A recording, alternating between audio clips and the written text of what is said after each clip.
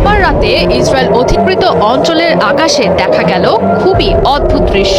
একটি বড় জ্বলন্ত অগ্নিগোলক, তার চারপাশে ছোট ছোট অসংখ্য আগুনের বল আকাশ থেকে নামছে ইসরায়েলের ভূখণ্ডের ওপর। এই দৃশ্য গোটা পৃথিবীতে চাঞ্চল্যের তৈরি করেছে।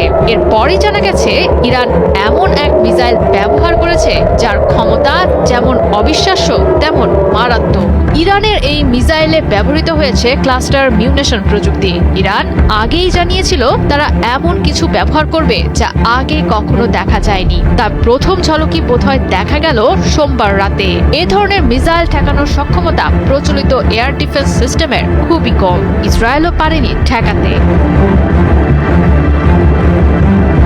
ক্লাস্টার মিউনেশন হলো এমন এক ধরনের ক্ষেপণাস্ত্র যেটি বড় একটি ওয়ারহেড মাঝ আকাশে খুলে অসংখ্য ছোট ছোট বোমা বা সাব মিউনিশন ছড়িয়ে দেয়। এটি একবারে বিস্ফোরিত না হয়ে বিস্তারিত এলাকা জুড়ে অনেক ছোট ছোট বিস্ফোরণ ঘটায়। নির্দেশনাবিহীন এসব বোমা নিচে পড়ার সঙ্গে সঙ্গেই বিস্ফোরিত হয়। ইসরায়েলি প্রতিরক্ষা বাহিনী IDF এর তথ্য অনুযায়ী এ ধরনের ক্ষেপণাস্ত্রটির ওয়ারহেড প্রায় 7 কিলোমিটার বা 4 মাইল উচ্চতায় গিয়ে খুলে পড়ে যায়। এরপর এটি প্রায় 20টি সাবমিউনিশন ছড়িয়ে দেয়, যা প্রায় 8 কিলোমিটার ব্যাসার্ধে ছড়িয়ে পড়তে সক্ষম। সাধারণত ছোট বোমাগুলোর শক্তি তুলনামূলকভাবে কম হলেও বিস্তৃত এলাকা জুড়ে ছড়িয়ে মারাত্মক ক্ষতির জন্য এটি তৈরি করা হয়েছে, সামরিকভাবে যাকে বলে এরিয়া স্যাচুরেশন ইফেক্ট।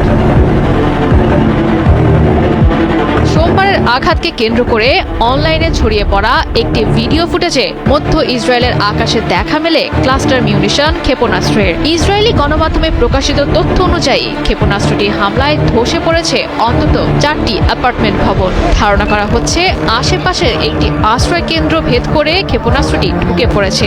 IDF এর অভিযোগ, বেসামরিক এলাকায় সর্বোচ্চ ক্ষতি সাধনের জন্য ঘন বসতিপূর্ণ এলাকায় ক্লাস্টার মিউনিশনটি নিক্ষেপ করেছে ইসরায়েল। একে যুদ্ধাপরাধ বলে উল্লেখ করেছে ইসরায়েল। হেব্রনের আকাশে দেখা মেলা ক্ষেপণাস্ত্রের আঘাতে শিশুসহ 5 থেকে 6 জন আহতের খবর জানা গেছে।